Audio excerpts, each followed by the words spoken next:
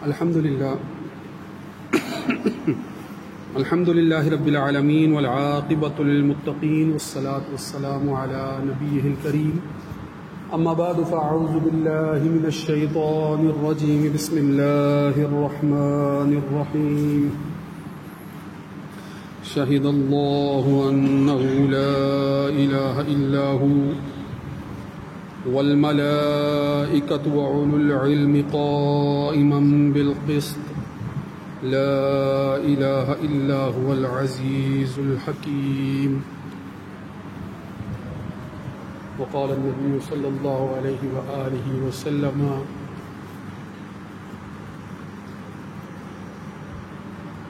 الصدق ينجي والكذب يهلك وقال في مقام آخر كلمتان خفيفتان على اللسان وقويتان في الميزان سبحان الله وبحمده سبحان الله العظيم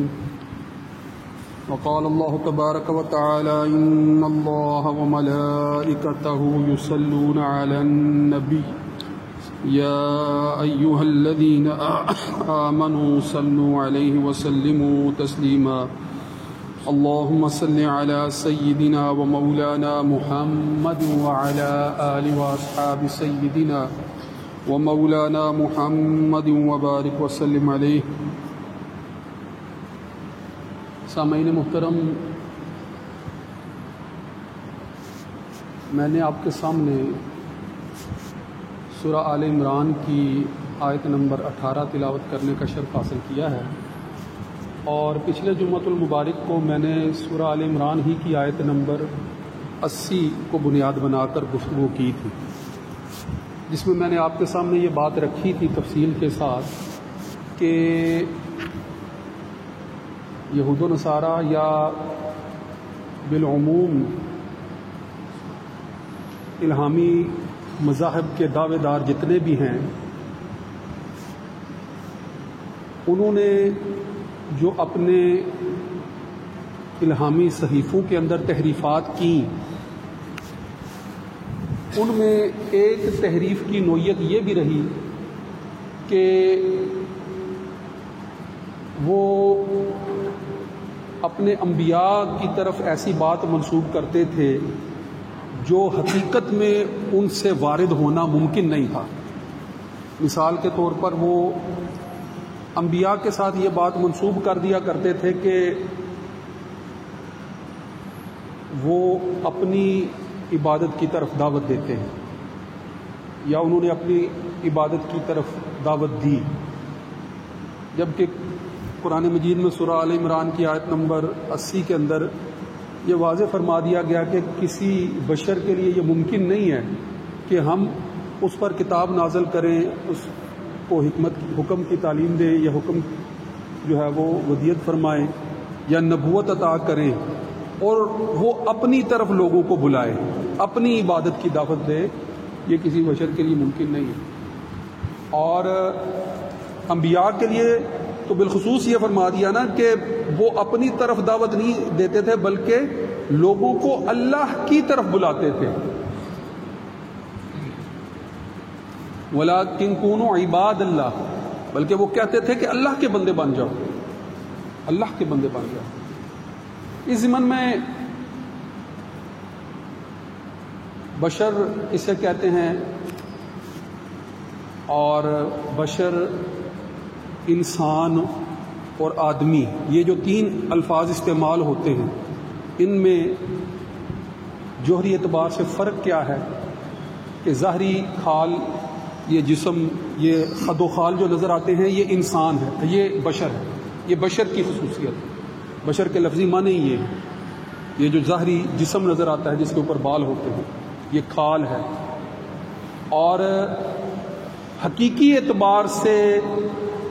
یہ انسان ہے، یہ حقیقی اعتبار سے، ظاہری اعتبار سے، ظاہری جسمانی یہ کھال والے، یہ جسم کے خد و خال والے وجود کے اعتبار سے یہ بشر ہے. اور حقیقی اعتبار سے اللہ تعالیٰ نے اس کو بے پناہ اوصاف سے نوازا ہے. اس اعتبار سے یہ انسان ہے، اور نسبی اور نسلی اعتبار سے یہ آدمی ہے، نسبی اور نسلی اعتبار سے یہ آدمی ہے، آدم کی نسل میں ہونے سے۔ اب اگلی بات جو ہے وہ یہ سمجھنے والی ہے، تاکہ موضوع وضاحت کے ساتھ حالات حاضرہ کے تناظر میں کچھ قابل تفہیم ہو جائے، سمجھ میں آنے والی بات جو ہے وہ ایک تسلسل میں بات ایسی جو ہے وہ مرتب ہو جائے کہ سمجھ میں آ جائے۔ اگلی بات اس اعتبار سے ہے کہ اللہ تعالیٰ نے پوری کائنات کو ایک خاص توازن کے ساتھ جو ہے وہ پیدا فرمایا ہے، اور اس کا نظام جو ہے وہ ایک خاص توازن کے ساتھ قائم ہے، اور اس کو قائم رکھنے والی ذات جو ہے وہ اللہ رب العزت ہی کی ذات ہے۔ یہ جب تک رہے گا نظام، اس کا علم جو ہے وہ اللہ ہی کے پاس ہے، اور پھر کب اور کیسے اس نظام کو جو ہے وہ بدل دیا جائے گا، اس کا خاتمہ کر دیا جائے گا اور حقیقی ہمیشہ رہنے والے نظام میں جو ہے وہ تبدیل کر دیا جائے گا، اس کا علم بھی اللہ ہی کے پاس ہے۔ مگر اس دنیا میں جو عارضی دنیا ہے، جس نظام کے تحت یہ دنیا قائم ہے، وہ نظام بنیادی جس اصول پر قائم ہے وہ عدل کا اصول ہے، وہ توازن کا اصول ہے، وہ مساوات کا اصول ہے، وہ نظم و ضبط اور باقاعدگی کا اصول ہے، وہ بے ترتیبی کا اصول نہیں ہے، وہ ظلم کا اصول نہیں ہے۔ اس دنیا میں دنیاوی اعتبار سے آپ جو ہے وہ مقابل پہلوؤں کو دیکھ رہے ہوتے ہیں، مقابل پہلو ہیں۔ مقابل پہلو ہونے کا مطلب کیا ہے کہ عدل کے مقابلے میں ظلم ہے، ٹھیک ہے نا، یا مساوات کے مقابلے میں عدم مساوات ہے، یا توازن کے مقابلے میں عدم توازن ہے۔ تو یہ جو مقابلے میں مخالف اشیاء موجود ہیں، ان کو بھی وجود بخشنے والی اللہ ہی کی ذات ہے، اور اگر حکمت کا پہلو دیکھا جائے تو اشیاء اپنے مخالف سے ہی پہچانی جاتی ہیں، یہ بنیادی اصول ہے، ٹھیک ہے نا۔ اشیاء اپنے مخالف سے ہی پہچانی جاتی ہیں۔ کیسے؟ اگر صرف دن ہی دن ہو، رات نہ ہو، رات دن کے مخالف ہے نا، دن ہی دن ہو، رات ہو ہی نہ، رات کا وجود ہی نہ ہو، تو پھر دن کے متعلق جو ہے وہ ہمارا شعور کیسا ہوگا، ہمارا علم کیسا ہوگا دن کے متعلق؟ ہمیں کوئی بتائے، یا کوئی پوچھنے پر جو ہے وہ ہم اگر پوچھیں کسی سے کہ دن کیسا ہوتا ہے، دن ہی دن ہے، اس کو کس چیز سے وہ فرق کر کے بتائے گا کہ یہ دن ہے؟ بھائی دن ہے، روشنی کسے کہتے ہیں؟ اندھیرا دیکھا ہوگا تو روشنی کی اہمیت واضح ہوگی نا۔ اشیاء اپنے مخالف سے ایسے ہی پہچانی جاتی ہیں کہ اگر وہ موجود مخالف کے مقابلے میں ہوں گی تو وہ نظر آئیں گی، وگرنہ ان کی معرفت نہیں ہو پائے گی، ان کو پہچانا نہیں جا سکے گا۔ آپ اس کو یوں بھی کہہ سکتے ہیں کہ اگر صرف جمع ہی جمع کرنا ہو، حسابی کی کلیہ کے مطابق اگر جمع ہی جمع کرنا ہو، تفریق نہ ہو، صرف جمع ہی جمع کرنا ہو، تفریق نہ ہو، تو پھر چیزیں جو ہے وہ جمع ہی جمع کے قاعدے کے تحت بڑھتی ہوئی نظر آئیں گی۔ جمع ہوتا کیا ہے منفی کے یا تفریق کے مقابلے میں، اس کی پہچان نہیں ہو پائے گی۔ اس کی اہمیت کیا ہے، اس کی ضرورت کیوں ہے؟ جمع ہی جمع ہے، تفریق نہیں ہے، تو پھر جمع ہی جمع ہے، تفریق کے مقابلے میں جمع کی حقیقت کیا ہے، اس کو جاننا ممکن نہیں رہے گا۔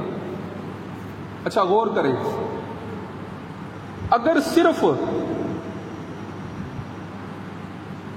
عدل ہی عدل ہو ہر طرف، اگر ہر طرف عدل ہی عدل ہو، عدل ہم کہتے کسے ہیں؟ اگر کسی بھی ڈکشنری کو اٹھا کر دیکھ لیں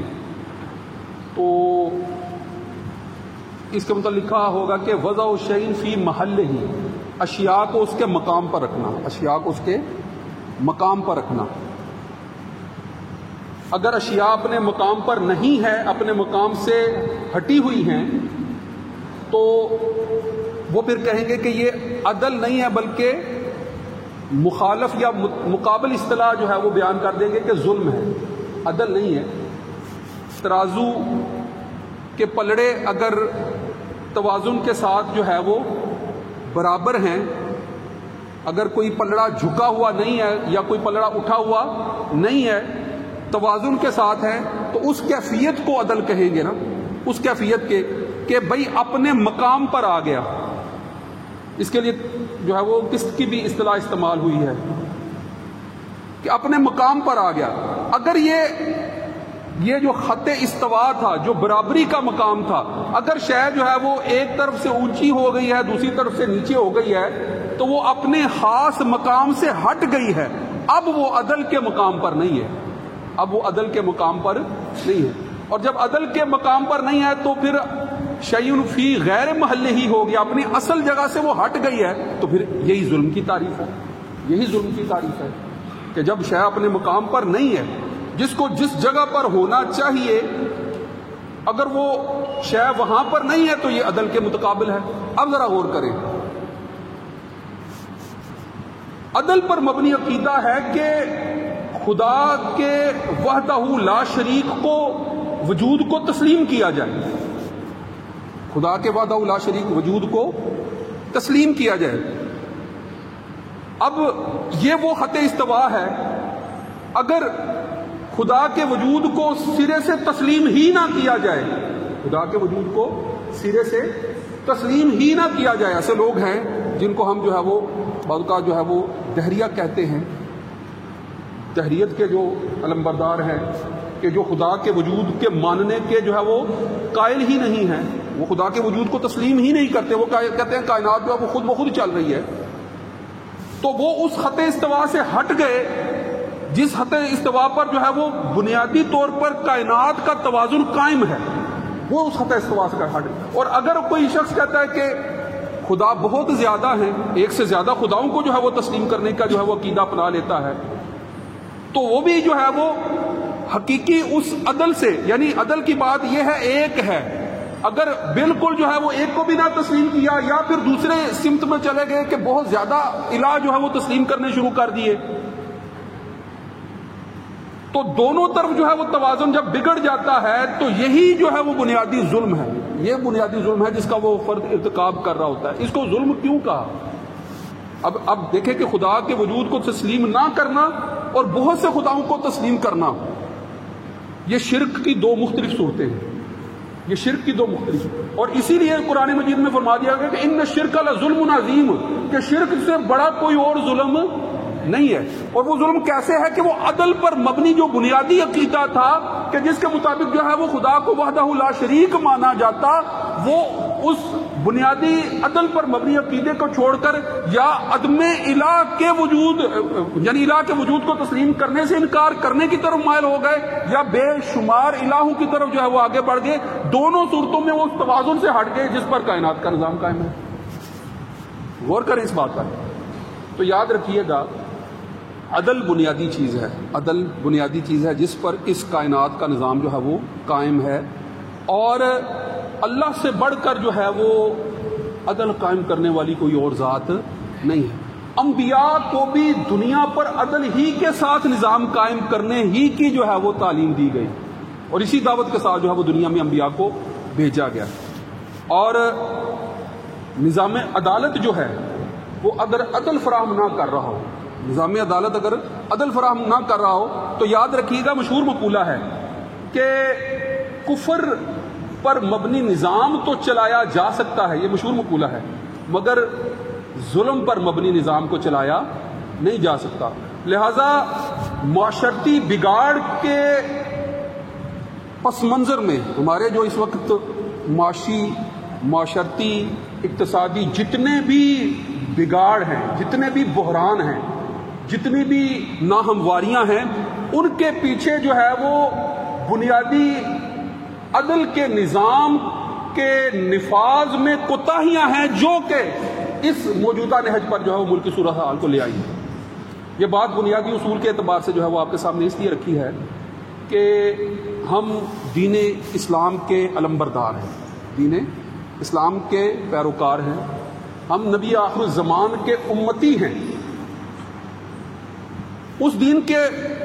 پیروکار ہیں کہ جس دین کو اللہ رب العزت نے پسندیدہ دین قرار دیا ہے۔ ان الدین عند اللہ الاسلام، اسلام ہی جو ہے وہ اللہ کے نزدیک وہ دین ہے کہ جس کے مطابق جو ہے وہ کسی کا ایمان جو ہے وہ قبول کیا جائے گا۔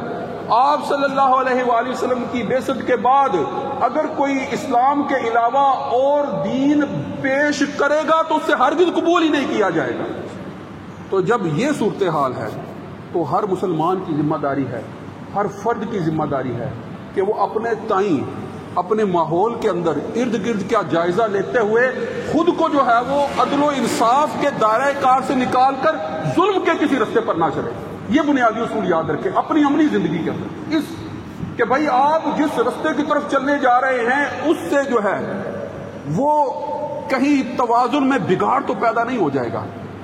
کہیں عدم توازن کی جو ہے وہ صورت، یہ ہر فرد کے لیے، یہ ہر عہدیدار کے لیے، یہ ہر منصب والے کے لیے، یہ ہر آدمی جو جس بھی حیثیت سے اس دنیا میں جی رہا ہے، چاہے وہ معاشی طور پر مستحکم ہے یا معاشی طور پر جو ہے وہ بہت غربت کا شکار ہے، چاہے وہ حکومتی طور پر مستحکم ہے یا کوئی عام ریاستی فرد ہے، جس بھی سطح پر ہے، وہ اگر عدل کے پیمانوں کو، انصاف کے پیمانوں کو، توازن کے پیمانوں کو اپنے